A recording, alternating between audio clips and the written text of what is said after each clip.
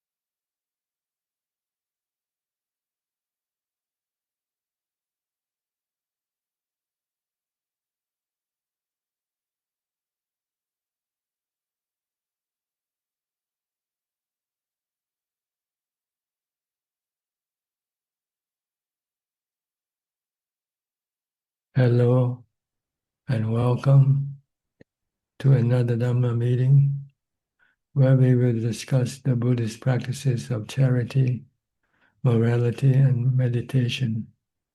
Everyone is welcome to join. We are waiting for our first participant coming into the room, which happens to be Jordan. Hi, Jordan. How are you today? Good evening, Tanajan. I'm doing fine, thank you. I don't Good. have a question to ask today. I'm just here to listen and learn, pay respect. Okay, good. Good to see you. Thank you Hope very you learned much. something today. I always do. All right, I'll go to Steph then. Steph from Oregon.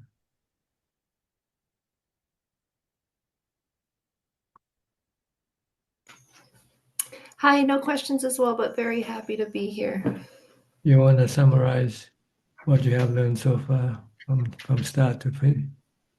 It really is no thinking, be mindful. Be mindful all the time and don't think as much as possible.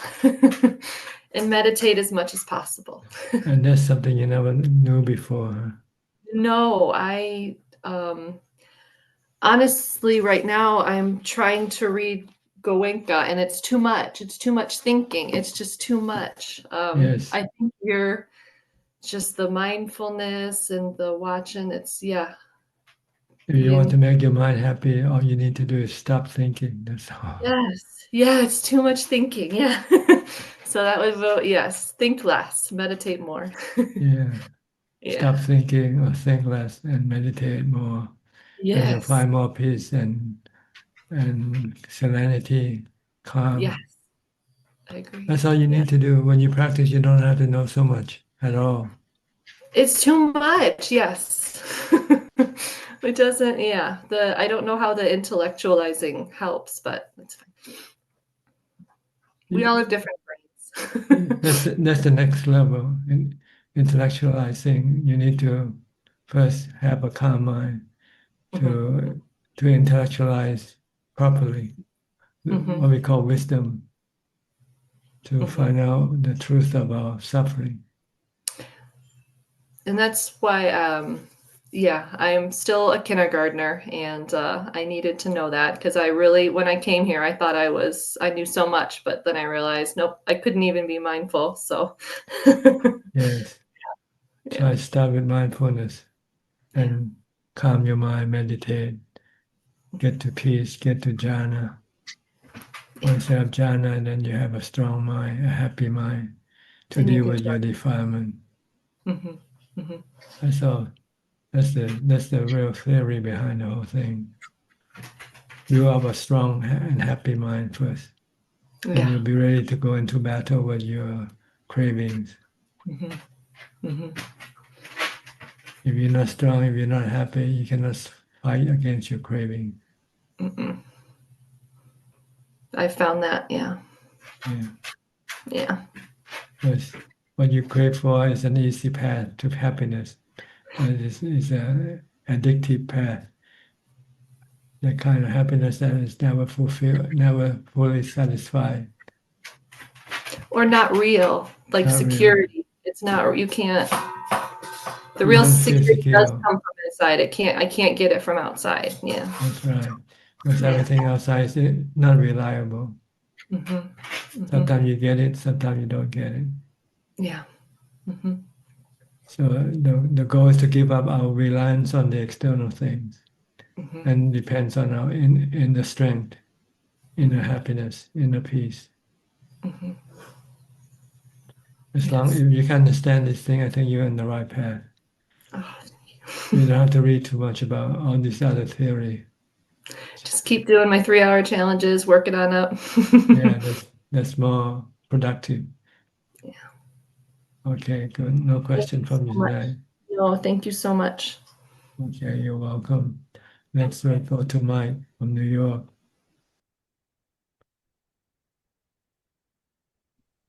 Good evening, Ajaan. Good Thank you morning. for thank you for taking my call this morning. It's really nice to see you and everyone else on the call this morning.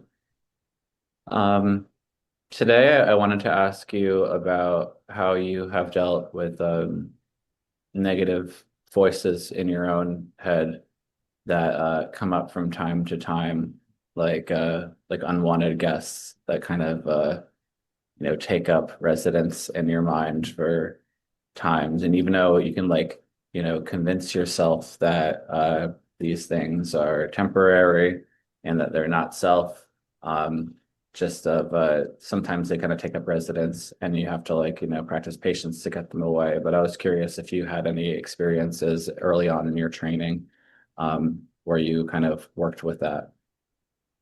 Well, whenever you have these thoughts coming up, it means you're not mindful, that's all. So all you need to do is get back to mindfulness, get back to mantra, back to paying attention to what you do. And all these thoughts will disappear. You don't have to do anything to them. They come because of the lack of mindfulness. And once you regain mindfulness, then everything will disappear. So whenever you have some negative thoughts, it means you're not mindful, you're not with the mantra, you're not watching your breath, or you're not watching what your body is doing. That's all. Come back to these objects, and then all these other thoughts will disappear. Or if they still appear, you don't pay attention to them. Don't give them any sense of importance. Yeah. Just leave them alone. Just like dog barking. Look at them like dog barking. No use. No need to deal with them really. Just ignore them. Come back to your mindfulness. That's the easiest way. If you try to deal with it, try to reason with it, you get confused, which is right, which is wrong, and so forth. And it's pretty clever. The defilement's pretty clever. Try to lure you into this conversation. Don't get into any conversation with your thoughts. Come back to mindfulness. This is your refuge. Your mindfulness is your refuge, your safe haven. So when you have anything bad in your mind, just come back. It means you're not mindful. Come back to mindfulness, to the object of mindfulness. If you're doing something, come back and pay attention to what you do. Sometimes you can be daydreaming while you're working, doing something, and your mind might be gone somewhere, thinking about something else. It means you're not mindful. See? So just keep coming back to your anchor. You need an anchor. Kammatthana is an anchor, like mindfulness of breathing, mindfulness of body, mindfulness of mantra. These are kammatthana, your anchor, something you can hold on to prevent your mind from dragging you away into the confusion of the thoughts in your mind. So try to be as mindful as much as possible. And when you have these things coming up, agitation, restlessness, it means you're not mindful anymore. So you have to come back to mindfulness.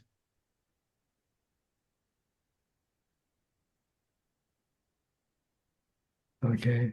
After a few minutes of reciting mantra, all this starts to disappear. If you can really focus on reciting the mantra and not thinking about anything else, in a few minutes, all these thoughts will disappear. But if you stop reciting it, they can come back again. Mhm. So this is a struggle between mindfulness and thoughtlessness.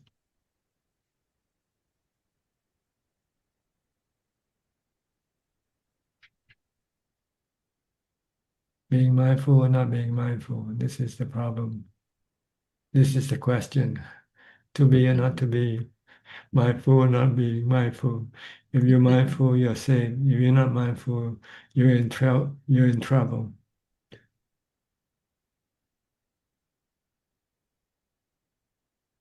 Okay, clear enough to you? Yeah, that very clear.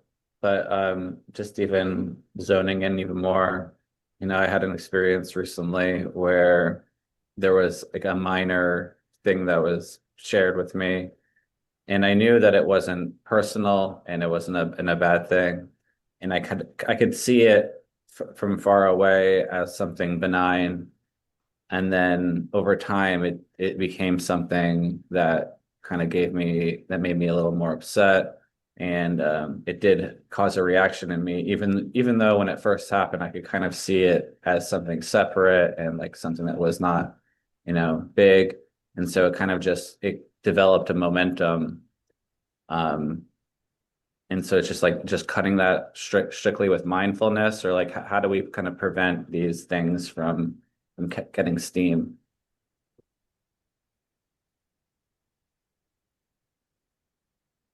Did you ask me a question or did you just mention?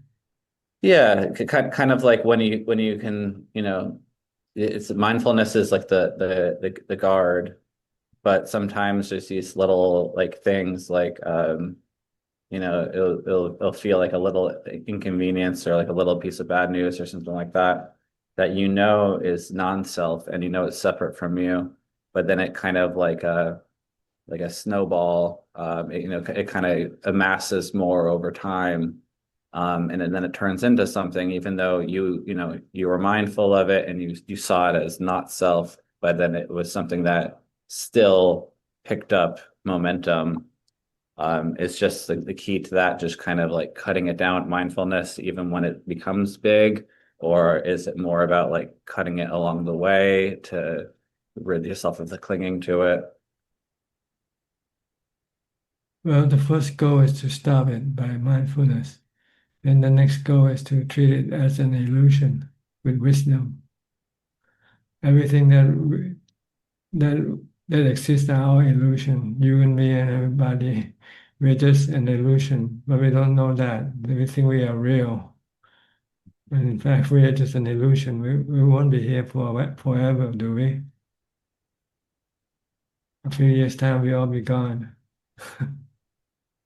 So everything is an illusion, but we take it for real. So you have to use the word anatta. Anatta means everything is just an illusion. They are phenomena. They arise and cease. They don't last forever. They're here today, they're gone tomorrow.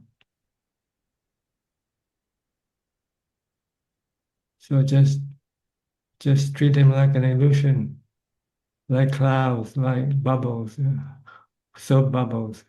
They're here today, they're gone the next day or next hour. Don't give them any importance. The real important is to protect your mind from this illusion, this cravings and attachment to this illusion,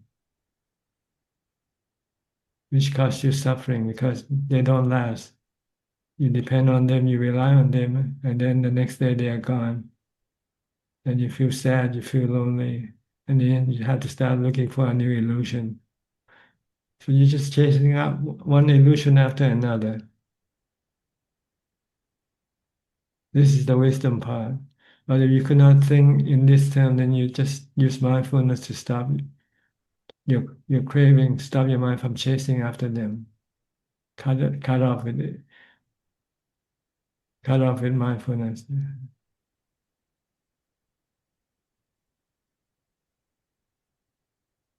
Okay. Mindfulness and meditation. When you get into jhana, you feel peaceful and happy, and you feel you don't really need anything.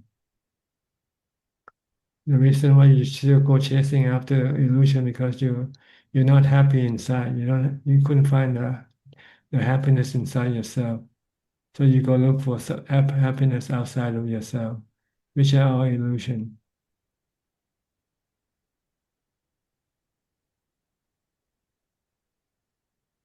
Everything is anicca, dukkha, anatta. This is the characteristic of illusion. Impermanent, no self. And if you cling to them, you can get suffering from them, of clinging to them. This is a wisdom level. But before you can really think like in this term, you need to have a strong and happy mind first from jhana. So don't try to deal with things with wisdom yet. You don't have the strength and the contentment to be able to let go of your attachment. But if you have mindfulness, you meditate, you get into jhana, then you have a happy mind and a mind that is not attached. You can exist alone by itself and be happy. Right now, you still depend on other things to keep you happy, right?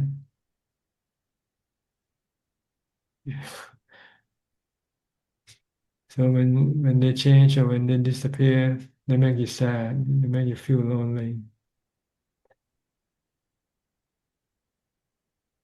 Even when they're not yet, if they're still with you, you can still get worry about when they're gonna pass, when they're gonna leave you, or when they're gonna disappear.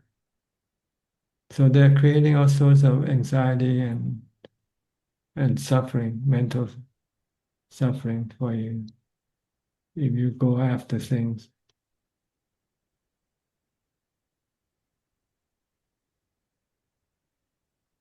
So you should go after jhana, go after mindfulness. This is the real thing. Once you get them there, then you can give up everything.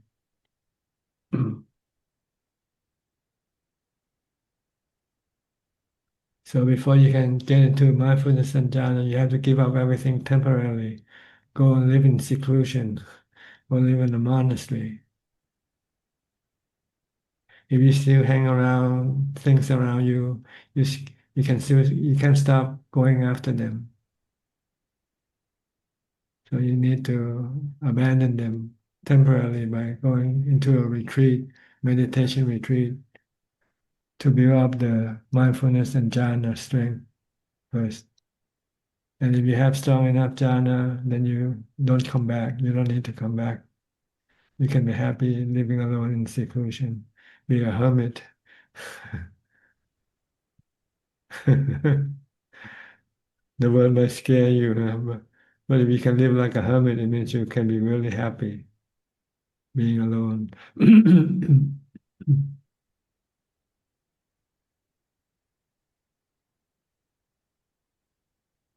Okay. Thank you for that, John. Next, Claudia from Switzerland. Good afternoon from Switzerland, Tana-chan. Yes. So far, I don't have any questions today. I'm happy to be here and listen to Tana-chan's teachings. Have you seen the link to the translation being posted on my website already? Not yet, but I'm happy to hear it.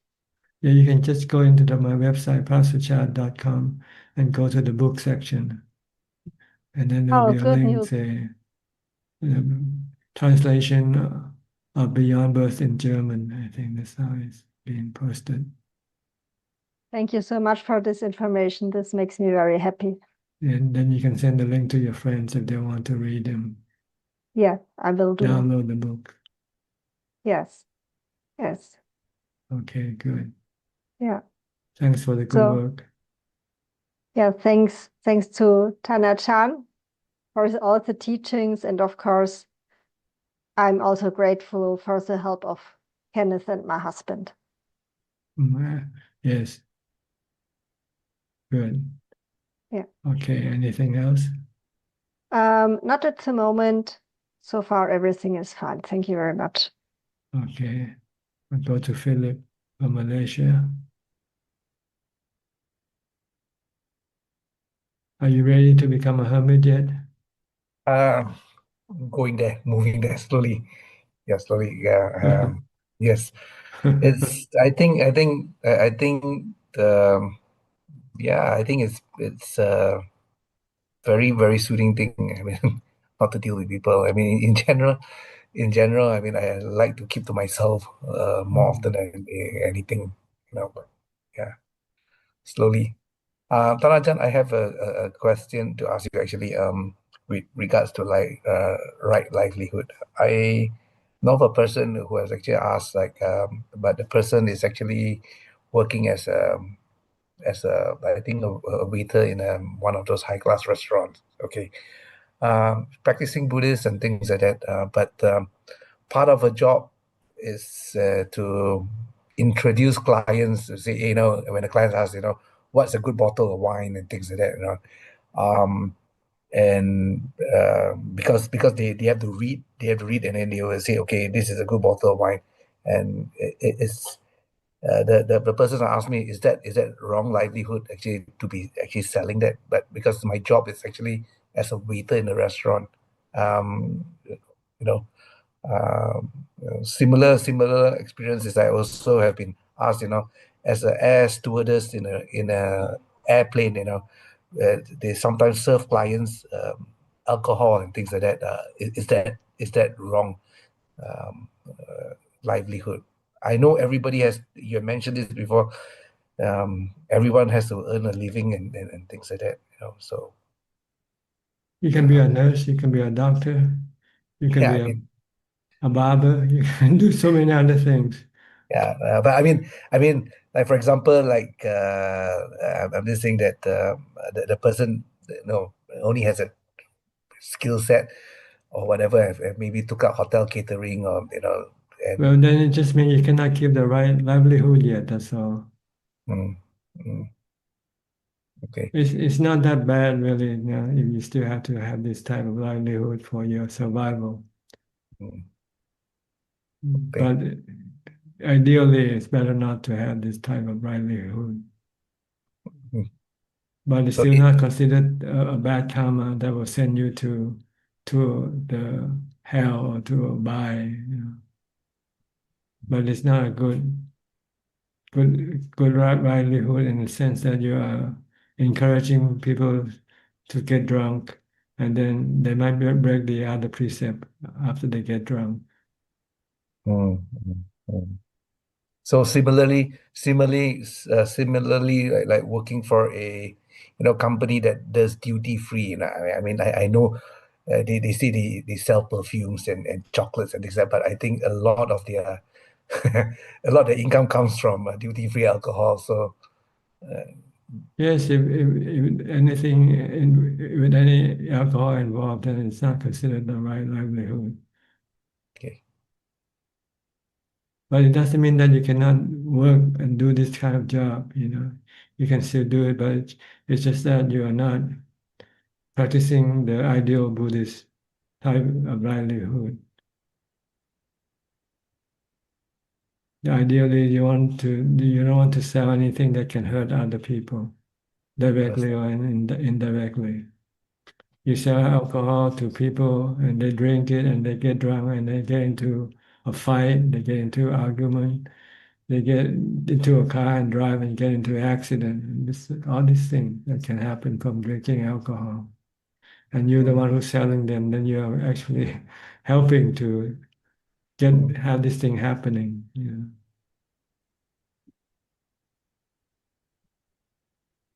So in the modern world and and religion is almost in a different,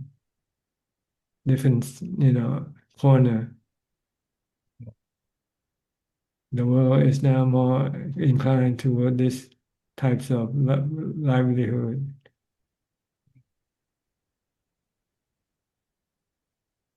But religion try to try to pull you away from this type of right livelihood, because we we don't want to encourage people to get drunk and to hurt other people eventually. Mm.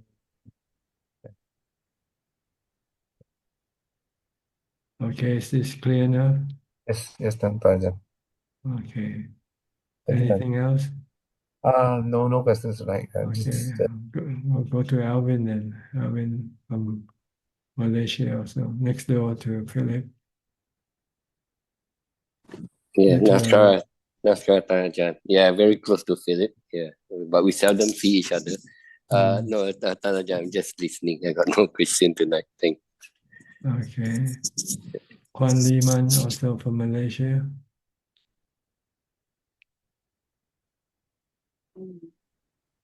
Sandhya, I don't have any question yet. Thank you. Okay.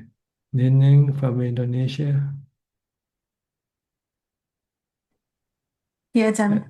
And your mother, how are Yeah. you? Hello. Yeah. How are you? Fine. Fine. Fine. Good. Getting better? Yes, getting better. Okay, maybe get out of hospital soon. Yeah, we have already get out from the hospital. Back home now. Yeah, we are home. Okay. I have been comforting my mom by telling her that she has the strength to get through the pain, Ajahn. Is that correct, Ajahn? It's up to her. If she has mindfulness, she can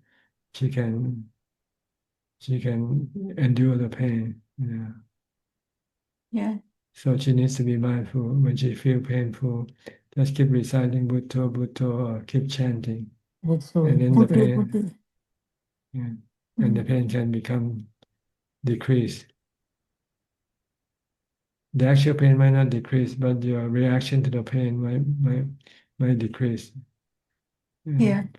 From thinking it's so painful, it can become less painful from the perspective of the mind. She takes refuge in me and Ajahn indeed, because she feels calm when listening to Ajahn voice, and also when sees Ajahn. Okay, that's good. Yeah. That's another way of having mindfulness. Yeah. Thank you. Thank you, Ajahn. My ability to know the pain become more better, Ajahn. Good. Try Yeah. not to wish the pain to go away. Yeah, Just yeah. wishing it to go away can become causing more pain in the mind. Yeah. That's what I teach my mother. By daring the pain to stay, it will decrease the pain in the mind. Yeah. Stay, I'm not afraid of you. Stay as long as you like. Yeah, welcoming the pain. Yeah. Welcome to my world.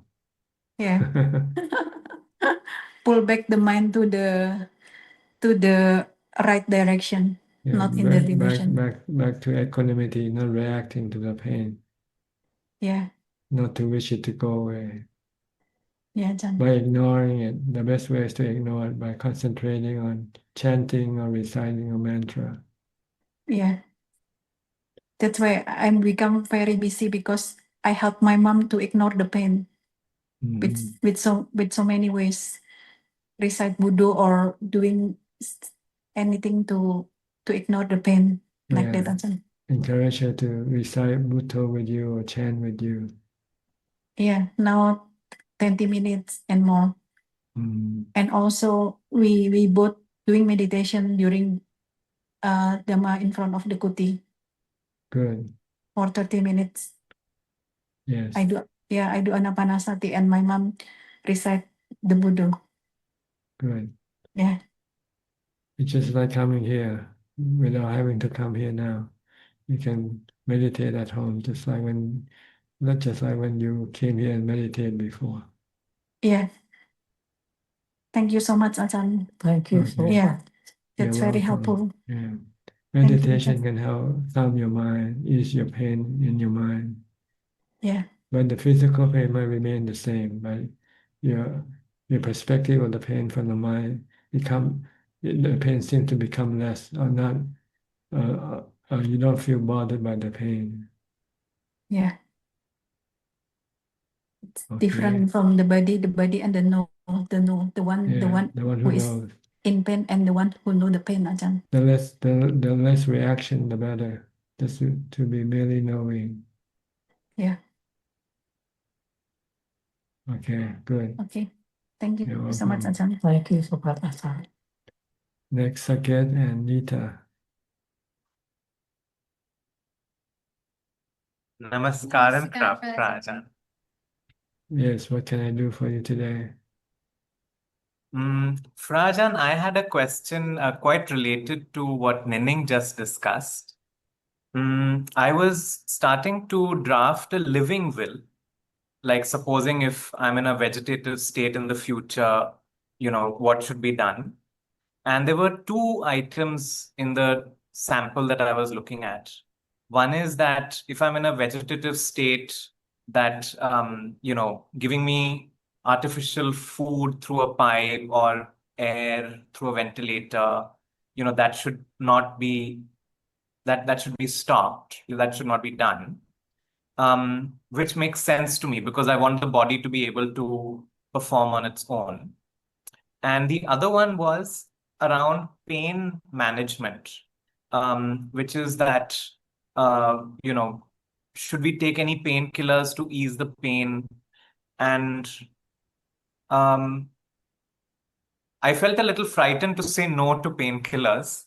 But what would your advice be, Frajan, as as we want to go further in the Dhamma? Because I imagine pain can be a very severe levels also, and so. But please advise. Well, ideally, you don't want to depend on anything external. Depend on mindfulness and wisdom. If you have enough mindfulness and wisdom, you can endure the pain and not feel bothered by the pain. But if you rely on the painkiller, then you can become addicted to the painkiller. And when the effect of the painkiller decreases, you can feel more painful. So it's better not to rely on the external source. Try to rely on your own source, which is mindfulness and wisdom. Try to look at the pain as like a natural phenomena. They're not really that bad. It's just you've been trained to hate it. Yeah, so you want to retrain your mind instead of hating it, try to like it. And it won't, once you start to like something, it doesn't see it's not seen but that bad at all. Yes. Like people when they first start eating chili, they find it very difficult to eat chili because it's very hot, But if you just keep eating chili for a while, your mind will eventually adjust its reaction. Instead of hating it, it can start to become liking it even. After a while, when you've been eating hot chili for a while, then you might become kind of liking it afterward, and you feel that you need to have hot chili every time you eat it. Yes. Or you can just rationalize how come one people can enjoy hot chili and another people can hate it. When the body is the same thing and the mind is the same thing. It's just how the mind react to these things that all. If you react to something you hate, then you don't want to be near it, right? But if you react with like, then you want to be as close as possible. So maybe you have to readjust your like or dislike. Adjust your turn on more light toward your pain. And then eventually you will find that the pain is it's a good friend, you know, because you like it. I will try this, Rajan. I think in meditation, when I sit for certain, for a long period, then pain definitely comes, and I can start experimenting with that and try this. Yes, yes. Yes. Try to see if you like it. Or first you say, I have to like it, you know, Yeah. because I'm gonna have to live with it because it's not gonna go away. It's gonna be here. It's like living with your wife. You have to like her in order to be able to live with her. Yes, Anytime you yes. start to hate her, then you'll feel terrible. You don't want to be close to her. I've learned to keep my mouth shut at those times, Rajan. Yes, yes, yes. You still maintain your liking for her. That's why you can still live with her, right? Yeah, yeah, In yeah, good times or bad times. yes, yes, yes. So try look at the pain as your partner, somebody you have to live with. Yes, yes, yes. Because you cannot get rid of it. It's like a shadow. It keeps following with you all the time. Sooner or later, you're gonna have painfulness in the body because Yes. this is the nature of the body. It keeps it keeps having pain from time to time. So try to learn to accept it. Even once you can accept it, then the pain cannot hurt your mind.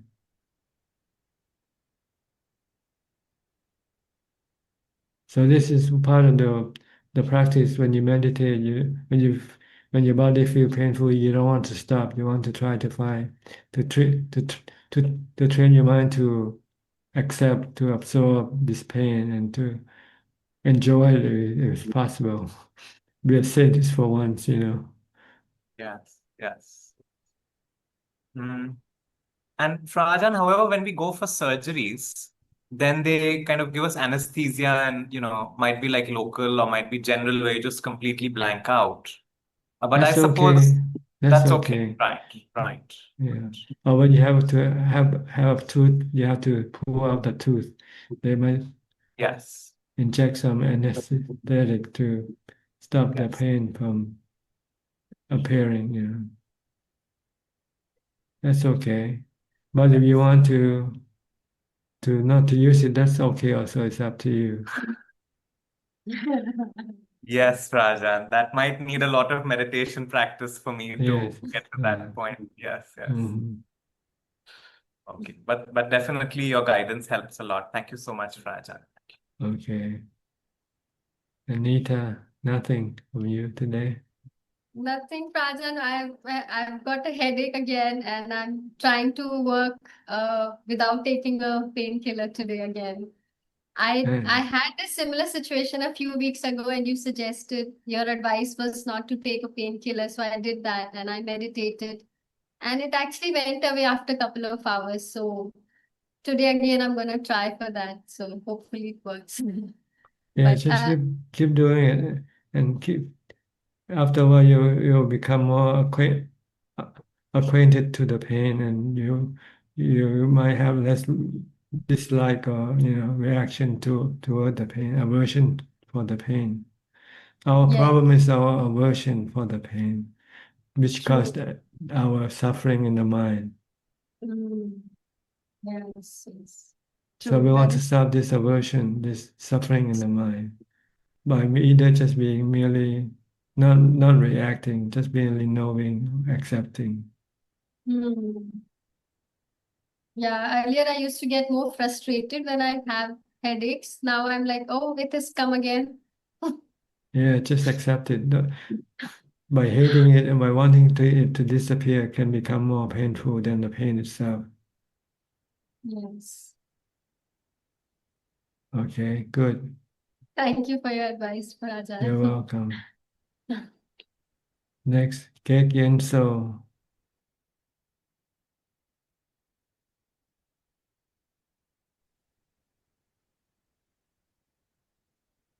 Somehow Yeah, okay, Ajaan, good evening. No question, Ajaan. okay. Fine. I'll go to Dr. PL. Why is Dr. Indira? Is she around? She's around. She's going to come soon. Okay. So any comment from you today on what we have discussed so far?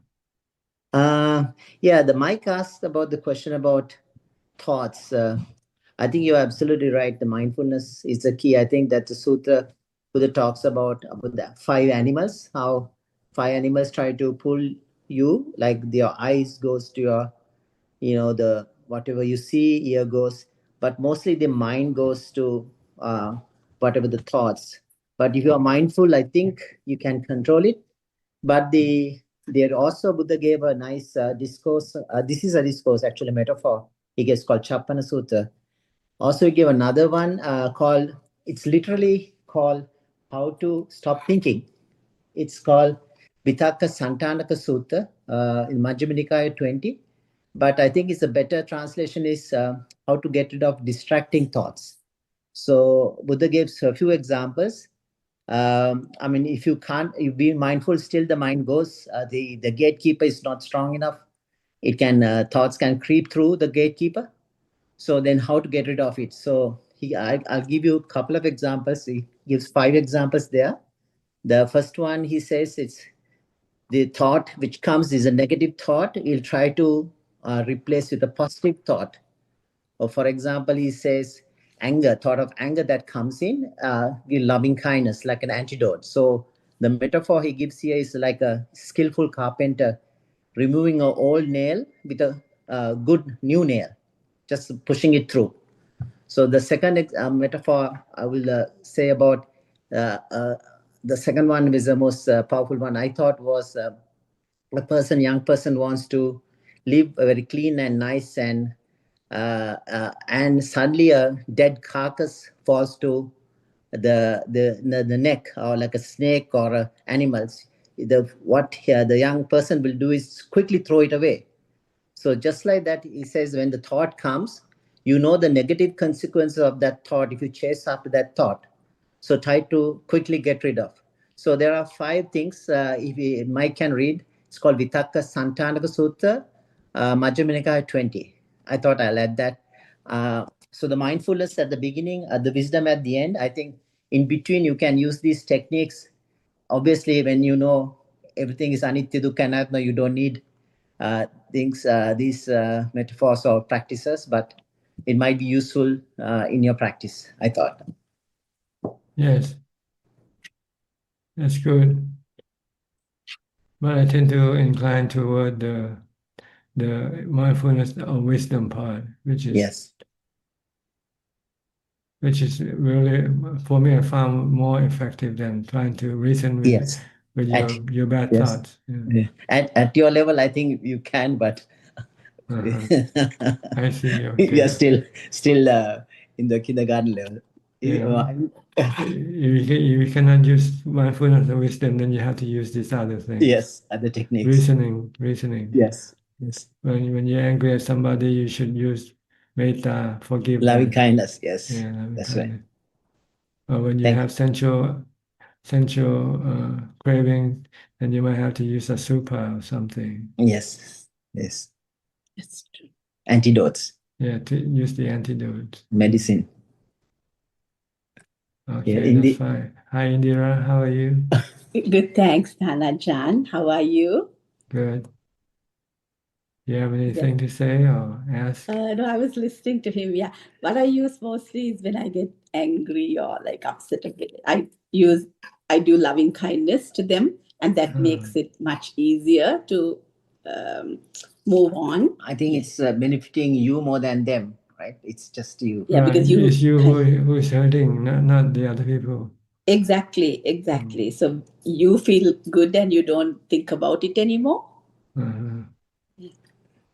It's a powerful tool. I think if you use wisely, I think it's the problem is we forget to use it often, and by the time it's already gone. Like so, before you, Buddha said the Rahul advice: before you say something, think. While you're saying something, think, and after you say again, think. So sometimes it's hard. The first two steps are hard.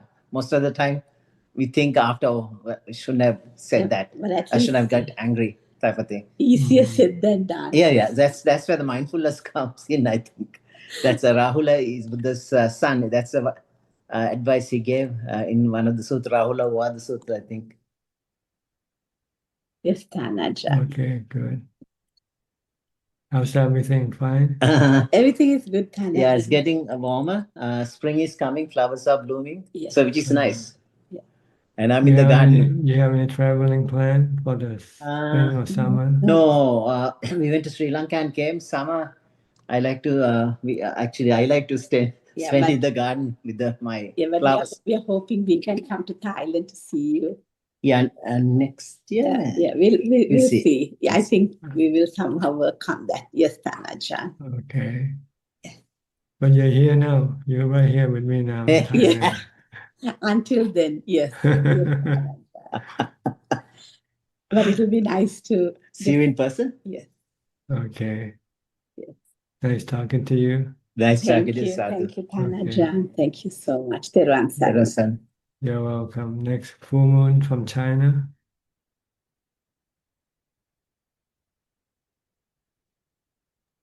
How are you today? Good evening, Ajahn. I'm fine today. Thank you. I have a question.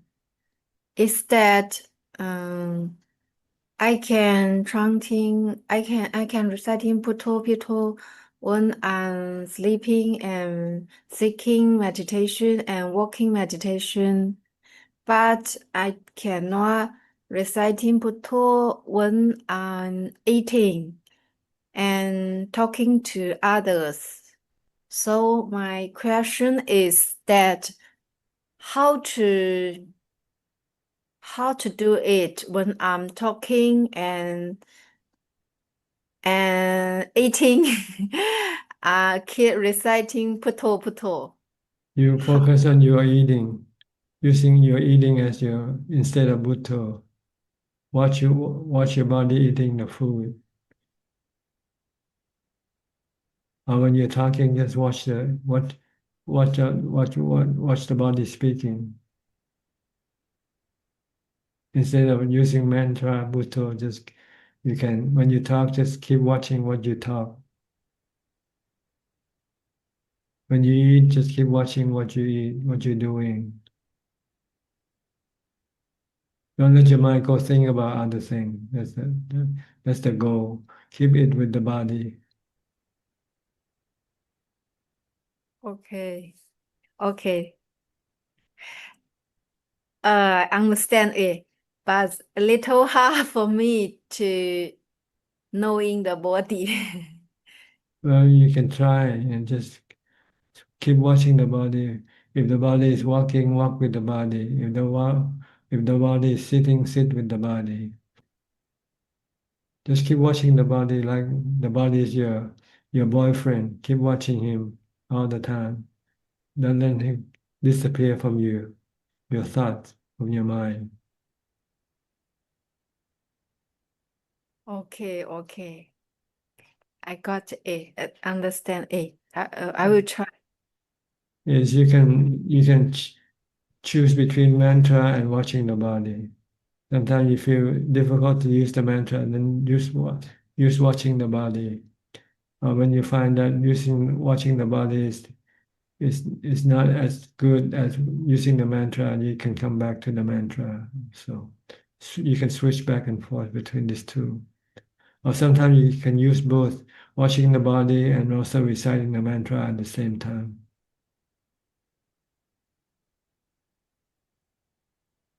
This will Okay. prevent your mind from thinking about other things. The goal is to prevent the mind from thinking about other things. Okay. But my mind always likes to thinking something that just like to learn some new knowledge, and he likes to thinking it and get us conclusion. Do I need to Well, let it thinking, finish the thinking and then go back to the puto, or yes, you can think from time to time when you need to think, when you have to think. But when you don't have to think, then you don't want to. You don't want to think. You want to stop it from thinking.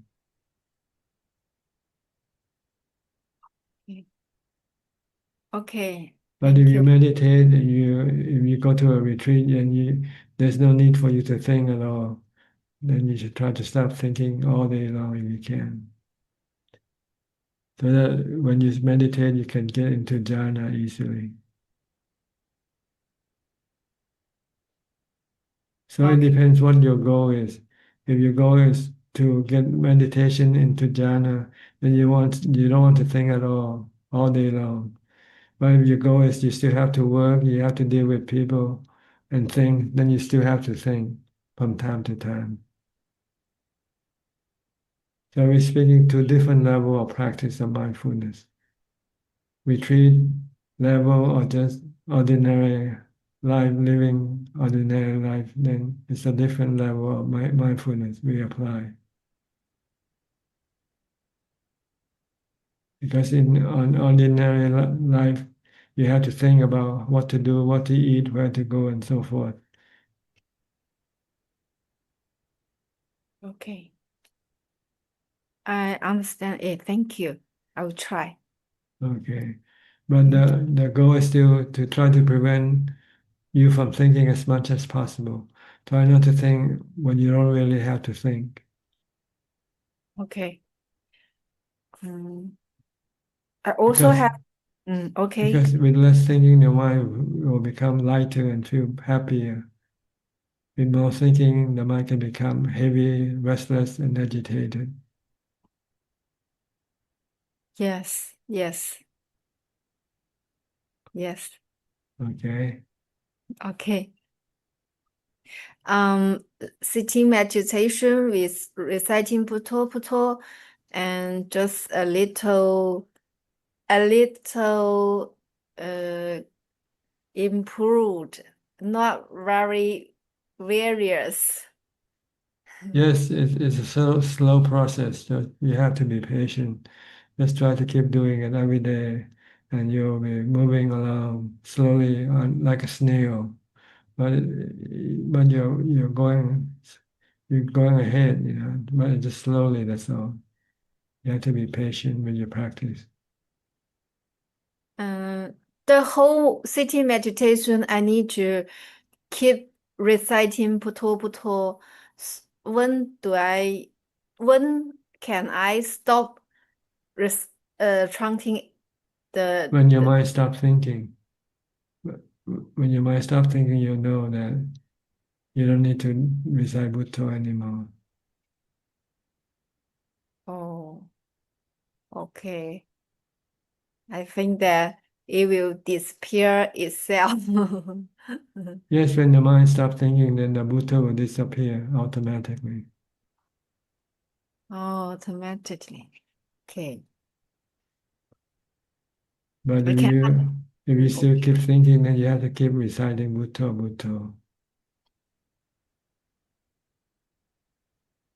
Do I need to reciting it very clearly? Puto. Sometimes it's like puto, not very clearly. Well, clearly, I think clearly is better than not clear. When you're reciting it clearly, it means you have more mindfulness doing it. Okay. I know it. Okay.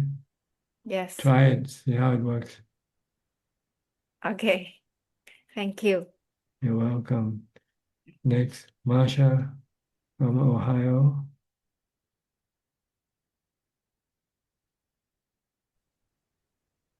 Good How is your evening. knowing? How is your knowing? Oh, oh gosh. Yeah, I'm knowing, but Also thinking at the yesterday, same time. I don't know. sometimes I just lose my cool. I live with grandchildren. I have a 9-year-old granddaughter and a 7-year-old grandson. And so I do a lot of transportation to and from events and from school. And my 9-year-old granddaughter she's very strong-willed and very challenging, and if you speak to her, oftentimes she'll answer back, or she'll just ignore you.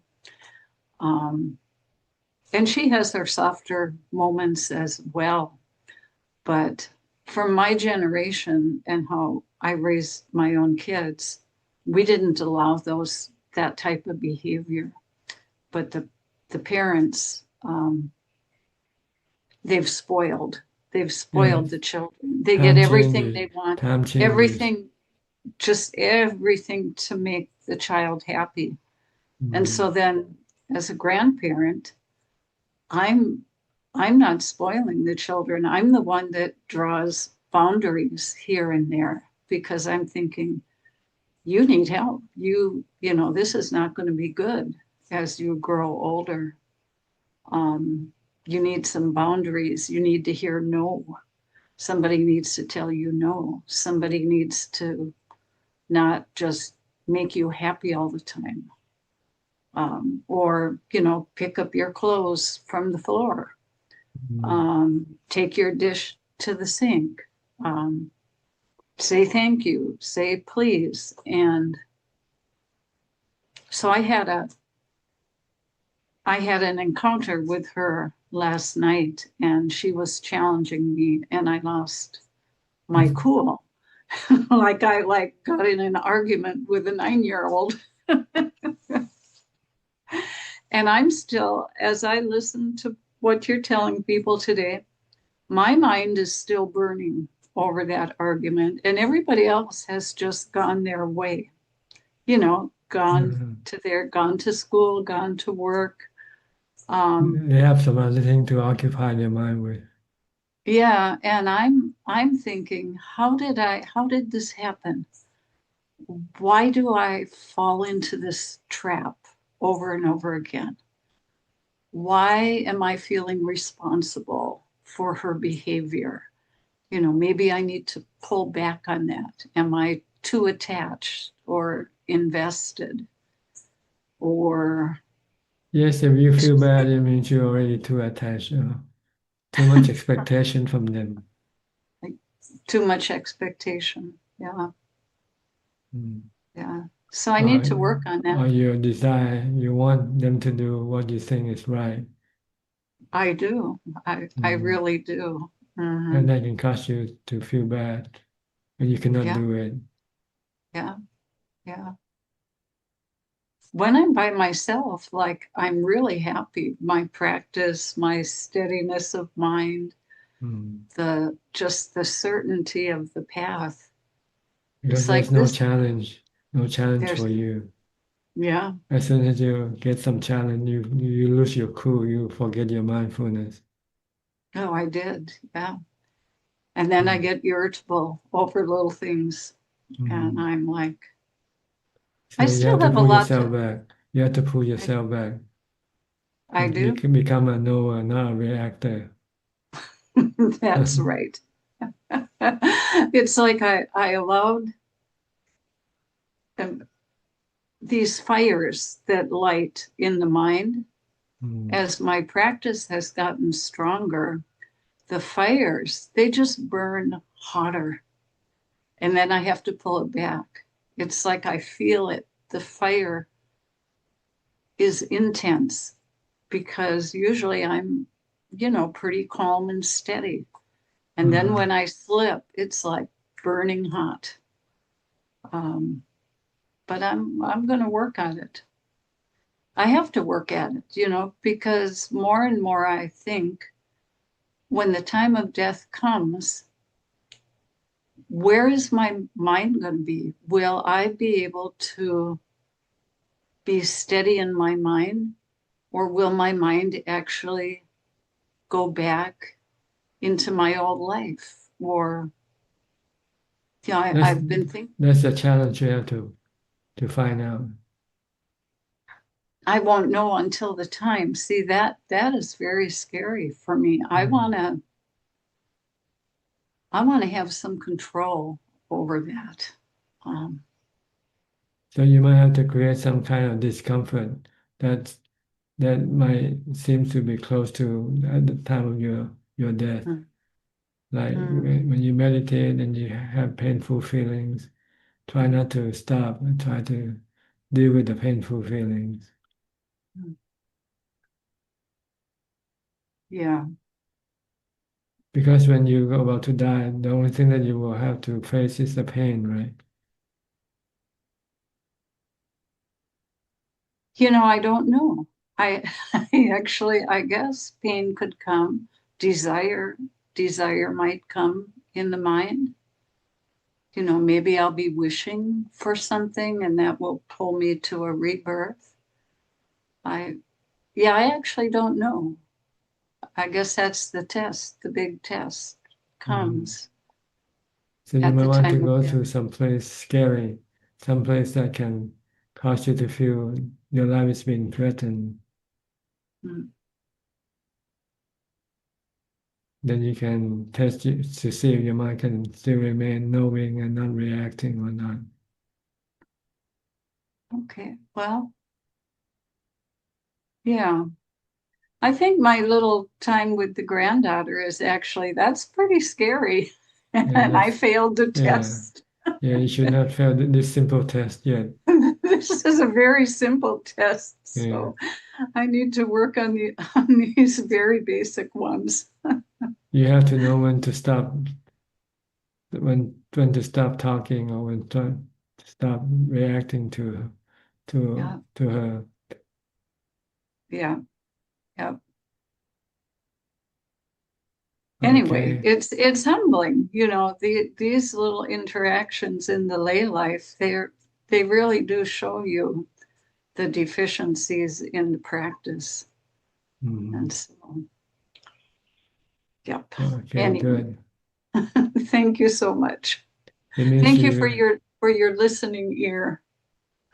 No, it's okay. Enjoy everybody's speech. Okay. Thank you. You're welcome. Next, go to Lynn from Indonesia also.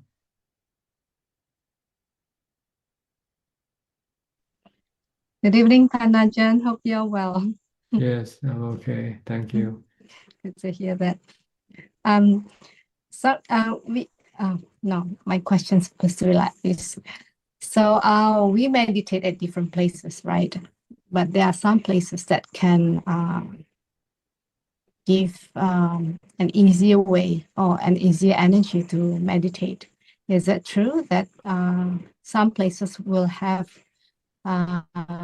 different energy levels that can enhance our practice? It's not the energy level, I think it's the preference on the meditator. A meditator might prefer a certain place than to some other place. So this might vary from person to person. Mm. Mm. It's like you're setting up your air conditioner, in your car. You want to set it at a certain level, but another driver might want to set it up at another level. Mm. Mm. It's just personal preferences, really. Oh, okay. Sometimes when I get to the meditation, certain monasteries meditation hall, it is a lot easier to get into stillness. Mm-hmm. So I'm just wondering, is that because there are so many wholesome people that has been meditated in there that causes that? I think more in yourself, not on the other thing or people. You may just happen to like this type of place, that's all. Sometimes you go to another place, you have a different reaction to the places that you go to. That's all.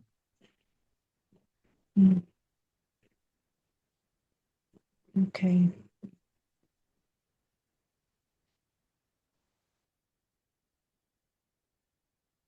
All right. And I've got one more question. On Ajaan's website, there are quite a few Indonesian translated books. So are they Indonesian monks in there, or? I think they are lay people who translated these books. Okay. Mm. Okay. I They're think quite useful. some lay people from Medan do a lot of this translation. Oh, okay. So they do that on a regular basis. But whatever they like, whenever they like, there's no contract or no anything, just sometimes they feel energetic, they do it, sometimes they don't do it. So I don't push them or ask them or anything. This is all volunteer on their part. It's like anybody else's translation. It's on a personal preference.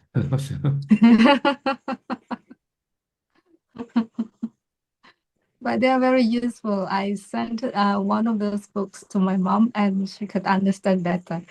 Good. So thank you so very much, Tanaja. Okay, you're welcome. If you want to translate more of the books, you are welcome to. Oh, okay, yeah. So you can send it to your mom, and maybe she can understand better. Oh, yeah, that's a good thing to do. If you find meditating has become boring, and sometimes you might want to do some other thing to change the boring. When I got the chance to stay in a monastery, maybe that's one of the things that I can do. Yeah. Mm. So you can pass the time. Sometimes you cannot meditate, sometimes you cannot practice mindfulness. Then maybe you can reading books or translating books. Would that be a kilesa? With that As result? long as they are Dhamma, they're still within the bound of Dhamma. If you translate Dhamma books, it's okay. But if you translate economic books or geography books, then this is not okay. Oh, okay. Okay.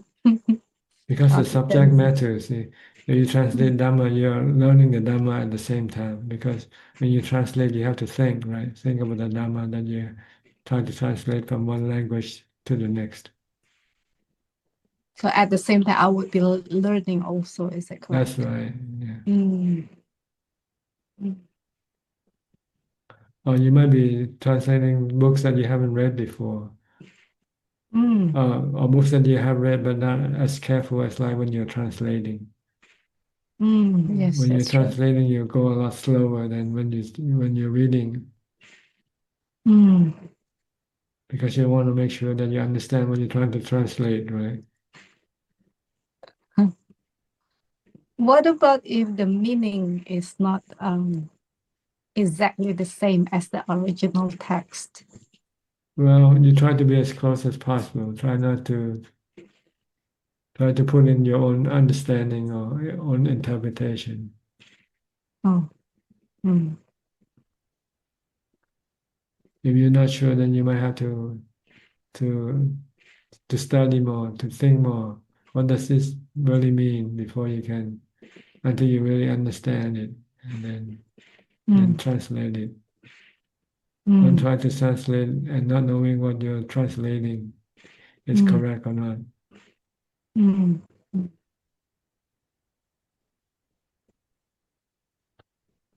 Okay. Okay. Much Nothing else. gratitude to you, Tanaja. No, that's all. I'm Okay, so you're happy. welcome. Thank you. Okay, I'll go to Sweden Czech from Vancouver. Hi, how are you? Greetings, Ajaan. How are you? Yeah, greetings, Tarzan. We are doing well, thank you. Okay. Good to see you. Good to see you, Yeah, Tarzan. good to see you. What can I do for you today? I read your book Against the Defilements. There's one page about you're talking about how if we don't have a somebody wiser to guide us, our mind tend to be easily attached. So even like with dana, we could do more, like we want to do more dana, and then or keeping the sila, we become very attached to the sila. I guess if we don't have somebody to guide us, we don't know the meaning behind the real I guess the reason behind doing dana, sila, and uh bhavana, so we could get attached to them and not move on, something like I Yes, think it depends. they're like steps that you have to move from one step to the next. Yeah. You No, have to start with dana, then you go to sila, and from sila you go to bhavana. but if we don't have any guidance, so even a good thing we can get attached and not move on, hey? Like Yes, even some if people might just be attached to dana, and then become a bodhisattva instead. See, because bodhisattva is supposed to have dana, to have metta, to help other people. so the Buddha in his past life is bodhisattva. Okay. Well, he tried many different types of practices. See, because he didn't know which one will lead him to enlightenment. Yeah. So he had to try to do everything to the extreme, Oh, to do it to the maximum. so that's what you meant when you say like if that we don't have guidance, Well, you might become you might be attached to giving dana, and you don't want to do any other practices. See. oh, and when we keep the precept, we become too meticulous with the precept, like, and not like you said that it could turn into anxiety because Because we you are want to be perfect in keeping your precepts. See. oh But you're not living in a perfect world. Sometimes you miss, sometimes you fall. So don't try to get to be too perfect.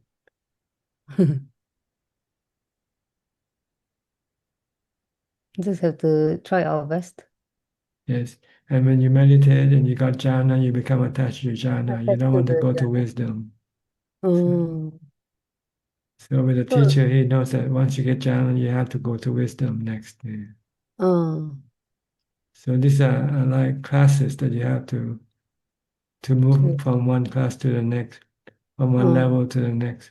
First you start with dana, then you move up to sila, then you move up to samadhi, then you move up to wisdom. Then you get to vimutti, nibbana eventually. See. oh, But without a teacher or without someone who has already passed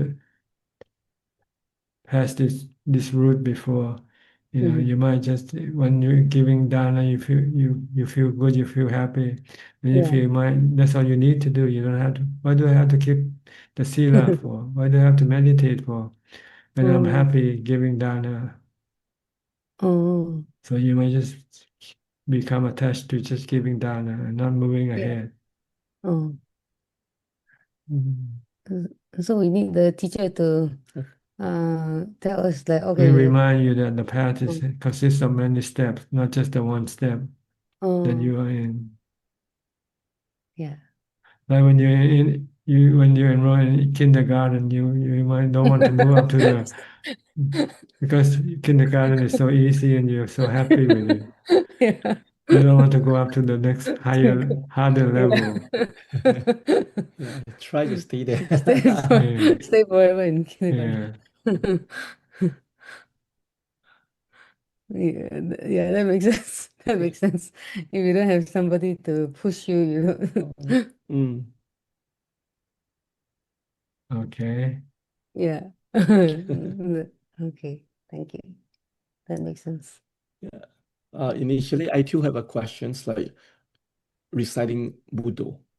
Because sometimes when I try to stop my thoughts, so of course like I recite Buddha Buddha, but so fast that sometimes Buddha Buddha is not clear.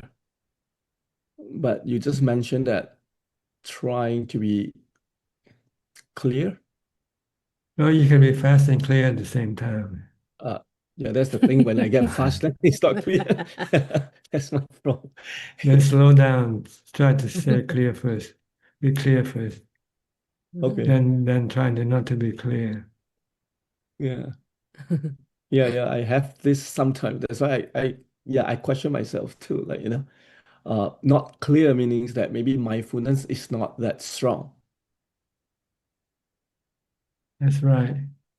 You have to be clear with every word that you recite. Bhutto, bhutto, bhutto, bhutto.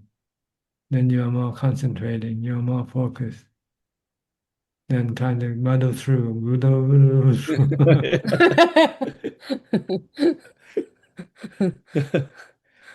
Yeah, but then you can get a certain happiness.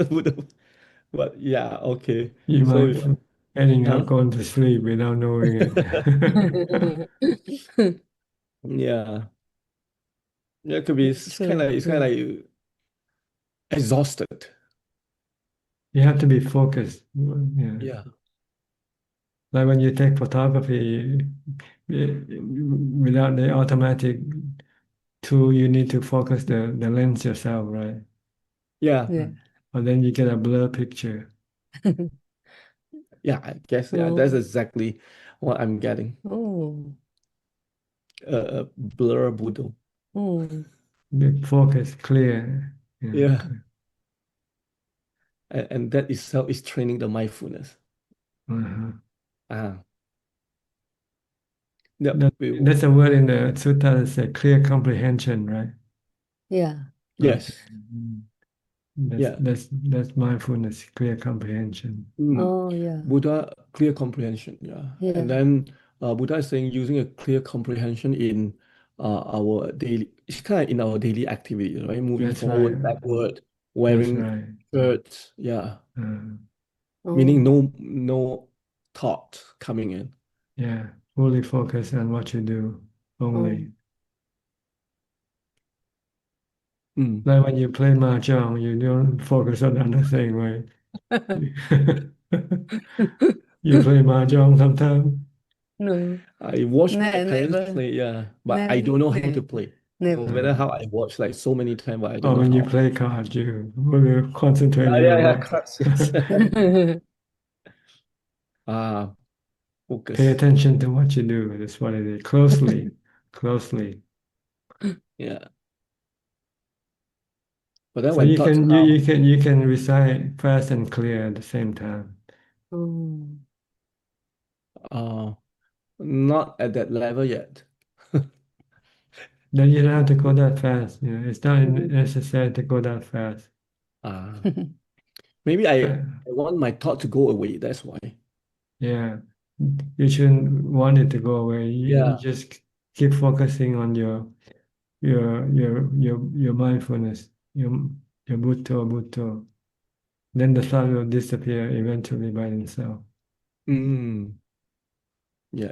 I shouldn't want it to go away, but just be patient. But You just focus on want to Buddha. turn your attention away from the thoughts by using Bhutto as the object of your attention and state. Then when you pay attention to Bhutto, then the other thought will slowly disappear.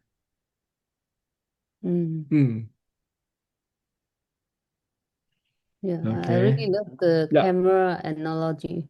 Like the Buddha become blur and the picture become blur. Oh, focus. Yeah. Yeah, that's good. That's a really good one. Yeah, and I love that we have to go from one level to another level. Yeah, it's true that we always want to stay in the same level. Yeah. Thank you, Tanajan, for your teaching. Thank you. Okay, you're welcome. Next, Belinda from Singapore.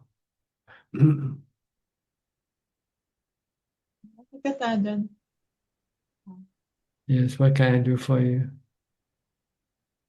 I'm good, so no question. No question, okay. I'll go Okay, to Samanji. Hi, Samanji. I know you got a question.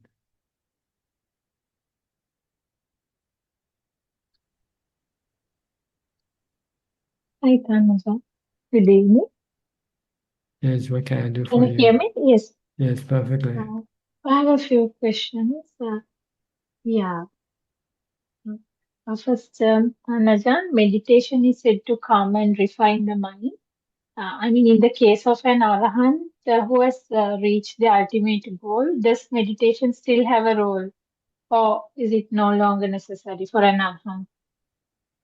For an arahant, there's no need to meditate anymore, because meditation is to get rid of suffering from the mind.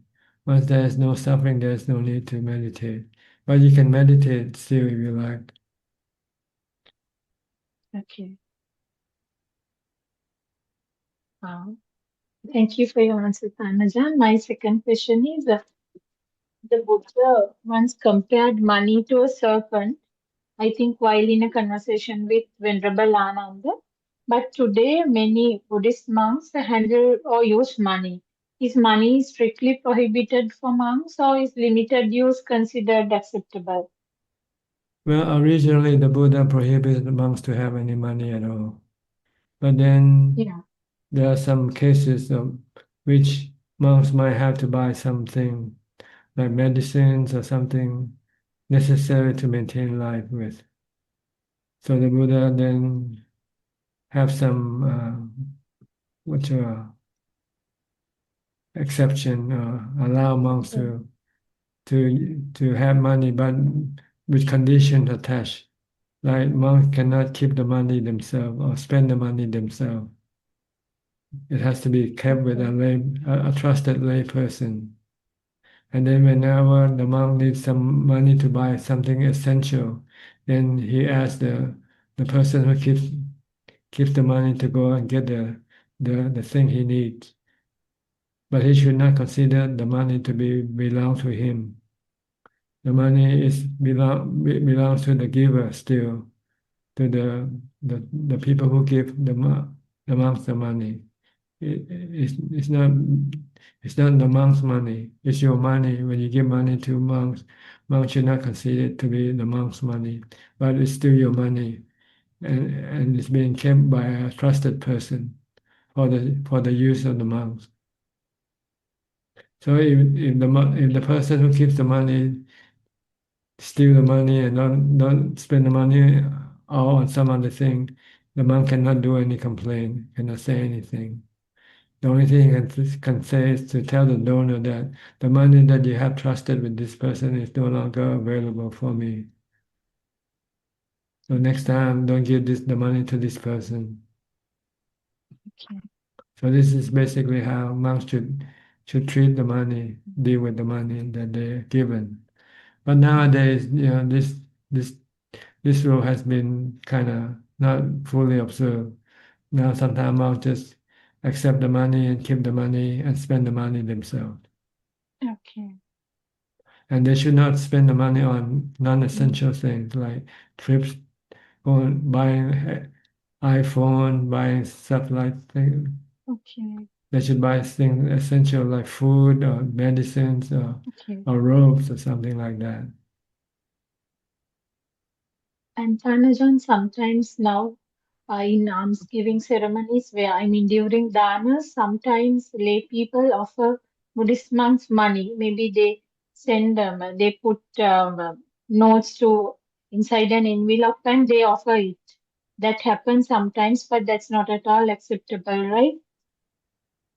Can you repeat the question again, please?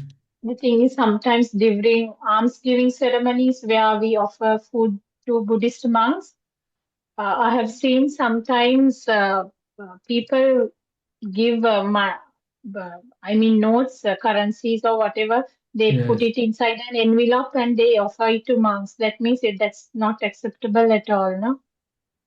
Well, ideally it's not acceptable, but practically it's considered normal nowadays Okay. to put money in an envelope and then give it to the monks. Okay. It's just it's how the monk deal with the money that's more important than like the people who give the money. Monk should, once they accepted the money, should give the money to someone trusted. He should not possess the money himself, and he should not spend the money himself. If he needs anything, he should ask the person who keep the money to go get it for him. This is the essential part of the money. But nowadays to accept money sometimes it's very difficult because people don't know which is the correct way. So sometimes they just give you the money. But for you, once you receive the money, then you should give it to someone you trust to keep the money for you. You should not keep the money yourself or spend the money yourself either. You should ask the person to go get what you need for you, not you go to a shop and buy things yourself. Okay. Understand? Thank you. Yes. Yeah. But this rule is quite difficult or quite misunderstood by even monks. So they thought they can keep the money and then they can use the money, spend the money themselves. Okay. And there are monks who are Thank you. very strict and they will not accept the money. If the lay person give them the money, they say no, Okay. or tell them to give it to someone that he trusts. But sometimes people want to give it to you, give it to the monk. They don't think they want to give it to someone else. So sometimes there might be conflict sometime here. So sometimes you have to be a little bit flexible concerning the way to accept the money. Okay. But the other part of keeping the money and spending the money, you can still maintain this. You should not keep the money yourself, and you should not spend the money yourself. You should keep it with someone you trust. And when you spend money, you should ask somebody that you trust to go and get the things for you. You don't take the money, put it in your pocket, and then you go into a shop, 7-Eleven, and say you want this and that, and pay for it yourself. This is not practical. This is not for monks to do. As far as receiving nowadays, sometimes people want to give to the monk because they feel that this is what they want to do. They don't want to give it to someone else. Yeah. So on this, you might have to be a little bit flexible here. For me, I think. Okay, thanks. Okay, thanks. Yeah. Thank you for Okay. your answer. Yeah. Yes, my next question is now this is from a non-Buddhist friend of mine. How is the mind understood in Buddhist teachings? How does Buddhism define or identify what we call the mind? The first question first. What do you... How? It's just a one. How is the mind understood in Buddhist teachings? How is the mind understood the Buddhist teaching? Understood in Buddhist teachings, yeah. By studying. It's just like a knowledge, like geography, like mathematics. You have to study. And in Buddhism, we teach the Four Noble Truths and the three characteristics of existence. So you have to understand this thing. Okay.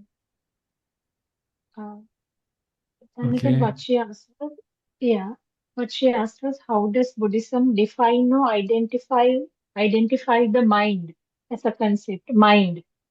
The mind is a knowing element. Okay, that's a definition. Yeah, it's an element, just like water element, fire element, wind element, and earth element. They are elements. They are natural phenomena. Okay. Okay, thanks. And thank you for your answer. My next question is, in psychology, we often speak of the subconscious mind guiding a large part of our behavior. And well, according to psychology, conscious mind plays a smaller role. Does Buddhism recognize a similar distinction? Well, the mind has many levels, on the conscious level and the subconscious level. So when you go to sleep, the subconscious level come up and show up in forms of dreams. Yeah. And these are driven by the good or bad karma. The subconscious is driven by the good or bad karma that you have committed. and then being kept in your memory. And this is the subconscious level is the memory level. So when you go to sleep, you have no control over the subconscious level. So they come up in forms of dreams, good dreams and bad dreams. If you have bad karma, you you have bad dreams. If you did good karma, you have good dreams. And this subconscious will take effect after you die also. Is the one that drives your mind toward this first level of existence, heaven or hell. Okay. Understand? Yes, Dharmaja. Then, like in psychology, the Buddhism recognizes a similar distinction, I mean, between subconscious mind and conscious mind. Just like I say, conscious mind is when you have mindfulness. You can control the mind, you can tell the mind what to do. But when you go to sleep, you have no control of the mind. So it's the subconscious take over. Yes. Okay. Yes, got it, Dharmaja. Now, yeah, my last question is related to what you said a little while ago. Actually, you said like we often take illusions to be real, so we give them more importance than they deserve. And you said we need to protect the mind from becoming attached to them, those illusions. I think to begin this in daily life, I mean, to get detached from these illusions is the first step to observe the mind and notice where it tends to attach. I mean, to get away from those illusions. How should we start it? With mindfulness, we go to living in a retreat, become a monk or a nun. Stay away from the illusion world and try to go back to the real world, go back inside the mind. That's where the real thing is. By meditating, by keeping the precepts, meditating to get into jhana. See, then you're back. You're into the real world, the real thing. You're into the mind, the peaceful part of the mind, which is the jhana. And once you have the jhana, then you can teach the mind to stop going back to the illusion permanently with wisdom. By telling you that everything in this world are an illusion and they can cause you suffering if you become attached to them. Okay, then. I mean, for the lay people who can't become monks or nuns immediately, what's the best? What would be the best step to start with? Giving I money mean, away, giving money away. Money is an illusion. Okay. Keep it just enough to survive. Okay. Because they don't, they They can cannot, donate. yeah, donate the money. It will make them feel good, make them feel happy. This will stop or decrease the greed for money. See? The more you give, the less greed you have for money. Okay. We Because can money donate is money to them. money is another form of illusion. Okay. Okay, then. That's We when the can give Buddha money to the started. needy. The Buddha taught dana first, giving money away. And then the next level is to stop hurting other illusion, other human beings or animals by keeping the precepts. This is to reduce your interaction with the world of illusion. And then the next step is to go out into meditation retreat to get away completely from the illusion world.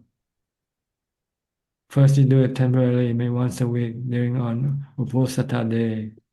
You go and live in the temple for one day. Stay away from the illusion of wealth and praise and sensual activities. This is how you should gradually draw yourself away from the world of illusion. First, you give the money away because if you have money, you tend to use the money to go into the world of illusion. You want to buy things that makes you happy. You want to go to see things or hear things, eat and dance and so forth. These are all illusional. They're not real. They happen and then they're gone, right? You go to a party, then when you come back home, the party's already gone. And leaves you empty and hungry for more parties. So you want to stop this involvement with the illusional world. Yeah. Okay, Tanajan. That's it. Yeah. Is it clear Yes, enough? yes, Tanajan. Eventually, you want to be meditate, practice mindfulness and wisdom all day long. Then you will decide to become a monk. Once you get to that level, there's nothing better than to become a monk, because the monk you will have all the time to meditate, practice mindfulness, and study knowledge for wisdom.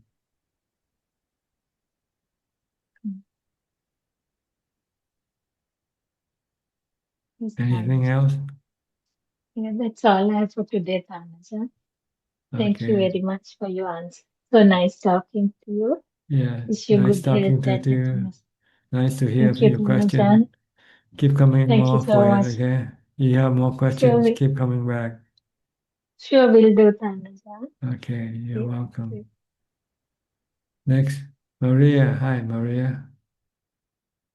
Where are you now?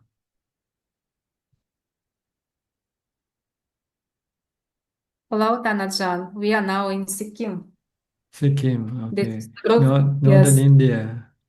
yes, northern India. Okay. Well, it's more like eastern northern India. Northeastern India. Yes, yes. Is it We near are now in Bhutan or the, Tibet? Is it near Tibet or Bhutan or? yes, yes. It's not far from Nepal, Tibet, and Bhutan. They're like from different sides. Yeah, okay. And we have several questions from Please go our ahead. group. Go ahead. Mhm. The first one is if a person irritates you, but you don't want to be like alienated from this person. So what is the right way of behavior? Not to alienate yourself from other person and not to get hurt by this person. If you have equanimity, then you just remain calm and let the person do whatever the person wants to do. Just don't react and just merely watch. Watch the person is doing. Let the person do whatever he or she wants to do. But don't react. But normally it's not easy to not to react because the mind hasn't been trained not to react yet. So the only way you can, if you want to react, you should react with mind, with metta, with loving kindness, forgiving the person. Don't take them seriously, Think of it as a joke. It's a mistake, but the person is making a mistake and you should forgive this person. Don't take it seriously. The problem is we tend to take things seriously. What other people do to you, you tend to take it too serious, and you react with emotion. Try not to react with emotion. Just try to teach your mind that this is like the weather. You cannot control the weather. Sometimes it gets hot, sometimes it gets cold. And this is the way where you run into people. Sometimes you run into nice people, and sometimes you run into bad people. You just have to learn to accept people as they come, good or bad.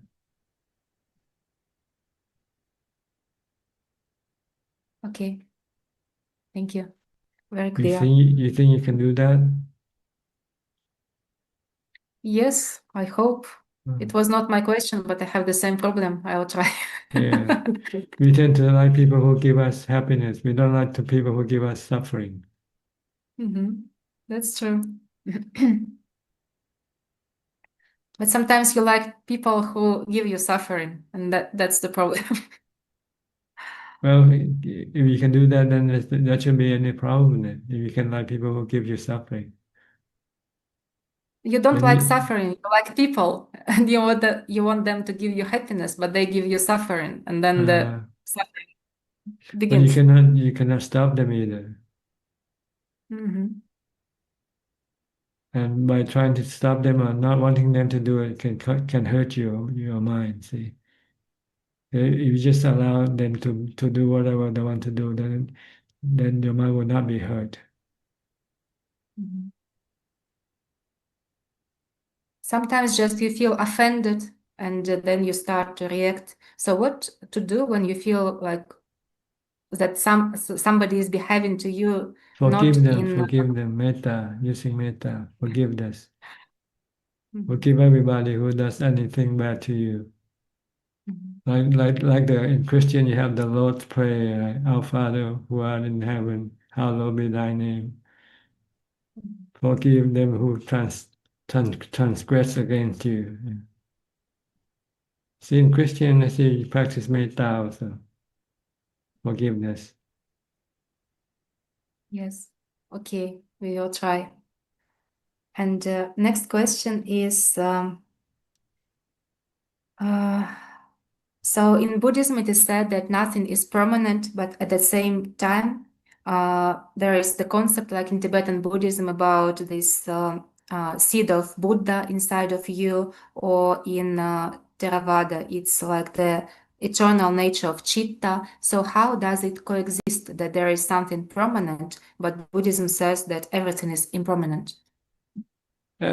Everything except the six elements are impermanent, but the six are permanent. Six elements. The earth element, the water element, the fire element, the wind element, the space element, and the knowing element. These are permanent. Mhm. But they have no self. They are natural phenomena. Mhm. Anatta, sabbe dhamma anatta. When the Buddha said everything is impermanent, I mean everything that is being formed with these six elements. When they combine one day, they will separate. See? Like the body, like the trees and everything. They are the combination from the four elements or the five elements. When they are combined, then they will one day have to fall apart. They don't last forever. He says, Sabbe sankhara anicca. Sankhara means formations.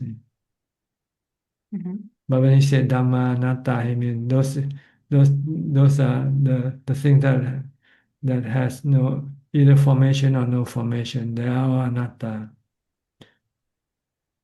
The sixth element is considered non-formation. They're not formation. They're separate. They're one in itself. The one element is just itself. It's not formed with any other element. But your body and my body, they are sankhara because they're formed by the four elements. So when they are formed, then one day they have to become dissolute.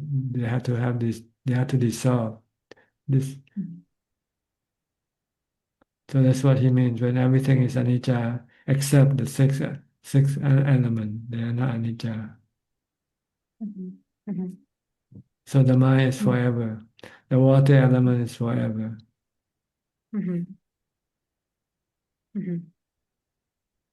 But where do they come from, these six elements, or they have no beginning? No, they're just here. Just here part of our existence. Yeah. Without them, we cannot exist.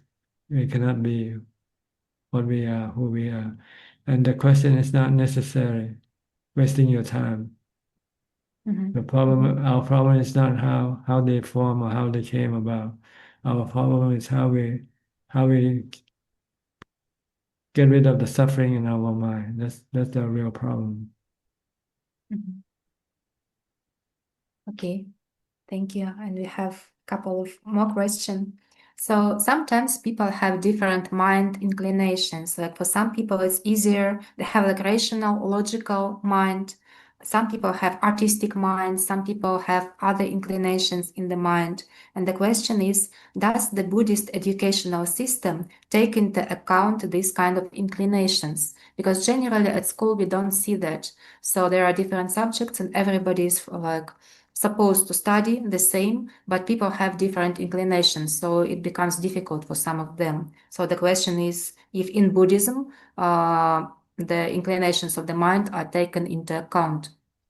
They have no importance in the Buddhist practice because whatever inclination people have doesn't matter, because what we deal with, what we want to deal with is not the inclination.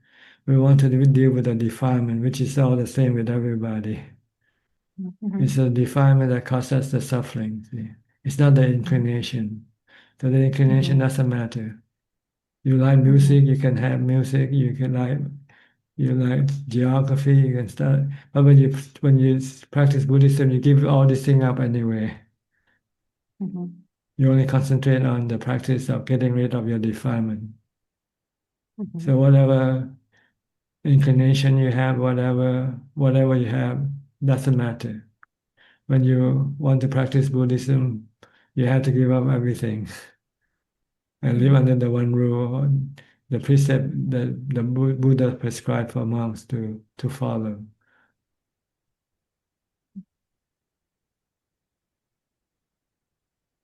But when young people, like they are novices, like samaneras, for example, they come to study, is there like some individual approach to each person, or everybody is doing the same practice and it is Everybody fine? doing the same practice, the sila, samadhi, and panya. It's all the same. And it doesn't matter which nationality either. You can be Russian, you can be Chinese, you can be Indonesian, whatever. We don't deal with the nationality in Buddhism. We deal with the defilement. Everybody has the same type of defilement, greed, hate, and delusion. That's the only thing we want to deal with in Buddhism, is to get rid of the cause of the suffering, which are the defilement. And they're all the same with everybody. Whether you're a Russian, American, or Chinese, you all have defilement, the same type of defilement. Yes, right. Okay, and next question is, can spirits influence people? So some beings that live in other worlds, can they influence us when we live here? I don't think so. We have separate existence. We don't tend to interact with each other.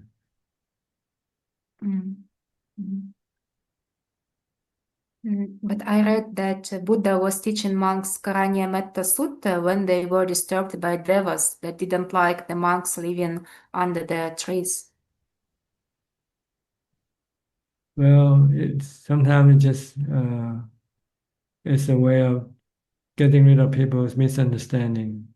That's all. That there's no such thing, a spiritual thing that will interfere with yourself. It's your mind that creates this understanding. So one way is to chant and to recite. Then you can stop the mind from thinking about these spiritual beings. When you don't think about them, then they will disappear from your mind. I think it's more psychological. It's not real, it's psychological. It's in your mind. And how do you dispel the spirit from your mind? By chanting, by stop thinking about them. See? When you stop thinking about them, then they disappear from your mind. Because nothing can hurt you or affect your mind except your good or bad karma. That's all. So there are no like external evil spirits that can influence us, right? As far as I'm concerned, I don't think that there's anything external. It's inside your mind. Your mind creating this thing yourself.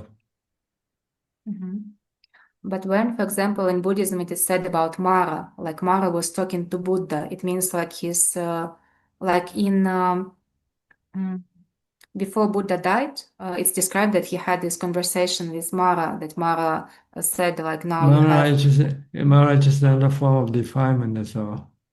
Yeah, but Buddha was already enlightened at that stage, so how could he have conversation with Mara when he? Why not? You can still have conversation with greed anytime, whether you're enlightened or not enlightened. But you're just not Wow. moved by them, that's all. Uh-huh. Mhm. Because defilement is just another form of thought. Mhm. But if you have practice, you have control over these bad thoughts, this defilement. See? They cannot move you like before. Before they can move you, push you to go do bad things, push you to go after things. But when you become enlightened, you have the knowledge and understanding that you should not follow what this kind of thought trying to push you to do. So when you become enlightened, you can still have like some thoughts related to like to kilesa, but you just do not Well, react to you them. just mentioned the Buddha speak to Mara after enlightened. What am I Yeah. to explain? You already told me that this is Mara, and Mara is defilement. See? Mhm. What Okay. did Mara want the Buddha to do? He wanted him to die. After he became enlightened? Yes, I mean it's described in this sutta. I forgot the name about the last months of life of Buddha. And the Buddha said no, right? No, no. Buddha said to Ananda, like you could have asked me, then I could stay longer, but nobody asked me, so that's why I decided to die. Well, this is this is not Mara. Are you talking about Mara? I thought you mean the inner thoughts of the Buddha, see. This is just you're speaking to somebody that like Ananda, his personal caretaker. They're just having Yes, yes. conversation. Mhm. What's wrong with having the Buddha having conversation with somebody else? No, no, I was asking if when Buddha had this conversation with Mara before, so it was like his inner Is Mara, thoughts. what were you talking External. about? I don't understand. You say you're talking to Ananda and then you say Mara come up. I'm not sure what you're trying to say. No, it's like it's described in the sutta that first Buddha had conversation with Mara, and Mara said like now when you have done everything that you wanted to do, like you can die. And Buddha said like yes, he refused to leave. So after that, Ananda was talking to him, and he said to Ananda that you could ask me, but you didn't ask me. So my question was, this Mara was only like inside of him, or it was some external force? I don't know. I don't think I understand the question in the first place anyway. So I Okay, cannot okay. say. Мгм. Окей. Есть еще вопрос? Стильной привязанности, вот как вы... Can we ask one more question? Sure, go ahead. Позитивной привязанности. Любовь к музыке. Да. Это хороший. When a person has some positive attachment, like to music or to flowers, is it okay to have this kind of attachment? There's no positive attachment. Every attachment is bad. No good attachment. It's all bad attachment. It can cause you suffering. Because everything you attach to is temporarily. They don't last forever. Sooner or later they can disappear. When you lose them, then you feel bad. You feel sad. So don't be attached to anything. Even the Dhamma teaching, eventually you have to not to be attached to the Dhamma teaching or your teacher like the Buddha, because they will also die. See.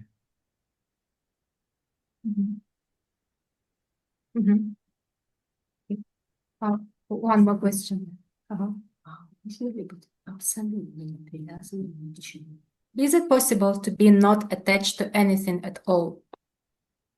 Yes, when you have practice, you become enlightened and you see everything as suffering. So you don't want to be attached to anything because everything can cause you suffering. See? Because everything is anicca, everything is anatta. Understand? Yes, yes. Okay. Can we ask one more question? Yes, go ahead. A few more if you like, don't worry.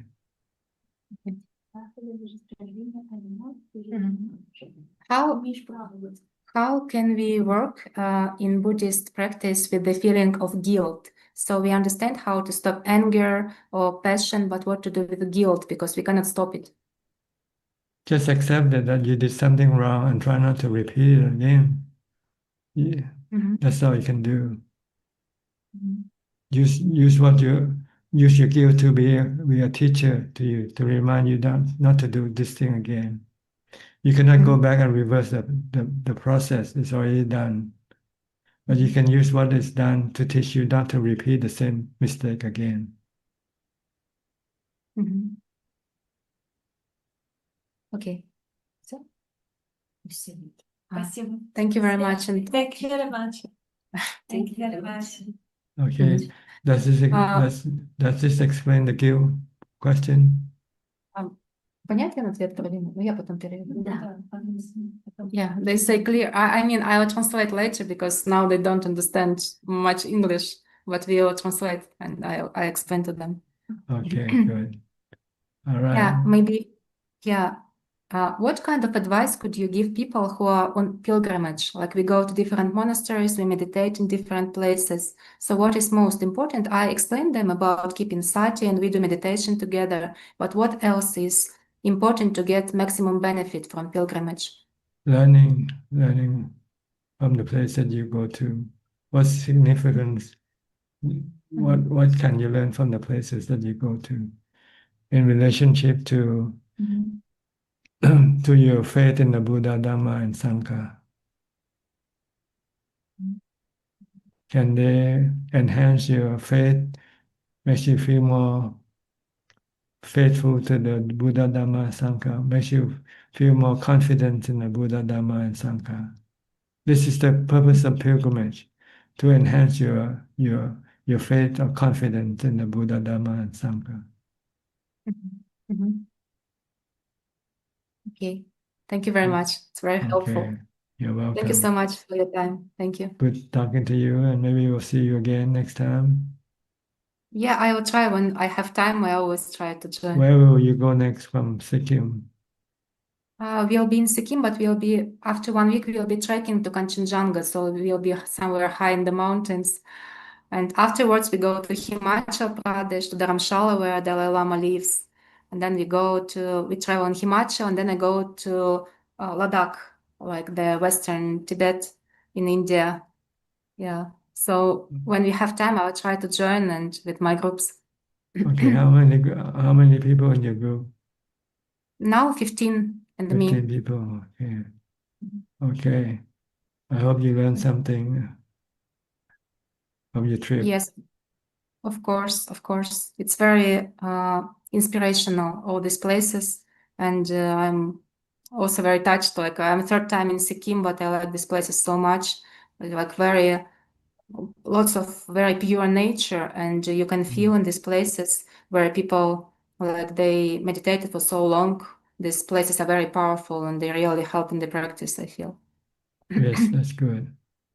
Okay, anything that can push you forward in your practice, then it's considered good. Yeah. All right, nice talking to you, and see you Thank again you very next much, time. Tanajan. You're Yeah. welcome. Okay, next we'll go to Vignesh. Hi, Vignesh. Maha Vignesh. Unmute your microphone, please. Not yet. Not unmute yet. You have to unmute your microphone first. Yeah, can you hear me? Yes, I can hear you now. Yeah, Go ahead. I respect you. This is pay respect to yourself. And I'm going for Satipatthana course for 8 days silence course from tomorrow. Good, good. Yeah. So I spend my vacation for the Satipatthana course and meditation most of the time. Okay. Yeah. That's all. I want to pay the respect to you, sir. Thank you so much. Okay, good talking to you Thank too. you. Yeah, thank you. Thank you. Enjoy your practice. Enjoy Yes, your retreat. for sure. Okay. Thank you. Thank you, sir. Fine. Bye. Okay. We have any more people in the room that haven't yet asked any question? I think everybody has. Now we go to question from home. To who is reading the question? Pon? Okay, ครับ Pon. พ่อครับ we have 7 questions tonight and the first 2 questions are from the assistant email. First question from John. I do not know if you have this ability, but if you do, are you able to see where my parents were reborn? No, I don't have the ability to see. Sorry. Second question from Adrian. I've read about an Ajahn who made a vow to the Dhamma in order to recover from an illness. When I had a minor ailment and was frightened by it, I tried to do the same, vowing to uphold the 8 precepts, but I made some poor choices in life, and I can't even keep the 5 precepts effectively, mainly due to my job, which I feel stuck in. I would appreciate Ajahn's advice on this. Can you repeat the question again, please? Okay, I read about an Ajahn who made a vow to Dhamma in order to recover from an illness. When I had a minor illness and was frightened by it, I tried to do the same, vowing to uphold the 8 precepts, but I made some bad choices in life, and I can't even keep the 5 precepts effectively due to my job. I would appreciate Ajahn's advice on this. Well, don't try to make promises that you cannot keep, that's all. Because you'll be lying, you'll be cheating. So it's not good to lie or to cheat. Okay, the third question from Ama.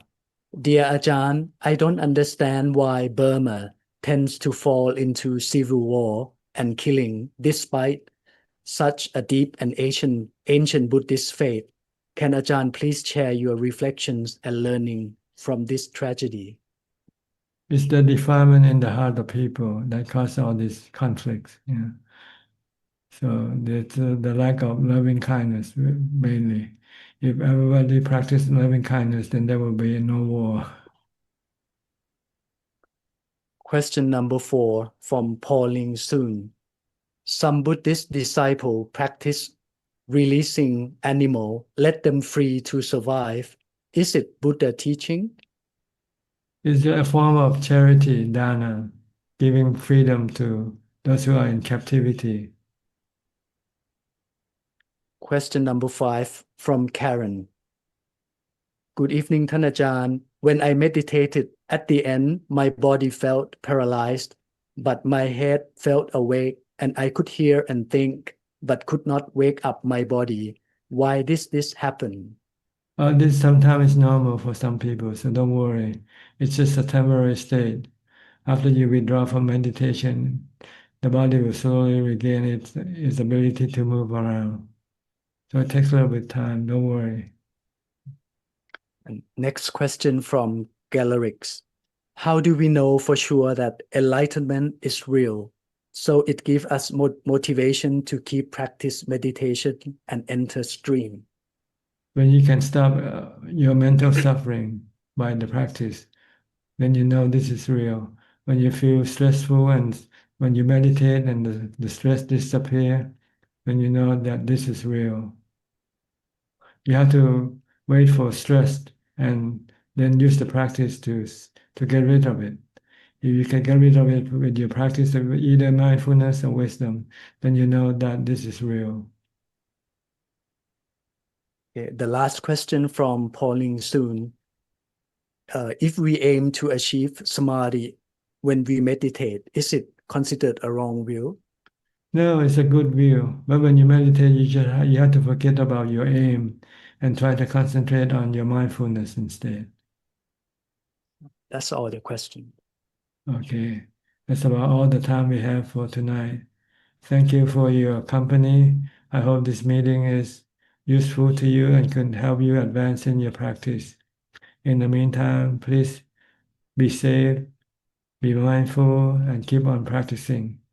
And if all goes well, I'll see you at the same time next week. Thank you and goodbye. Sadhu, sadhu, sadhu. Tanajat. Thank you, Tanjat. Thank you, Night, friend. everyone. Good night. Bye. Thank you, everybody. Have a good week. Bye. Thank you, Admin. Bye-bye. Thank you, Bye-bye. admin. Bye bye. Thank you, admin. Bye. Thank you.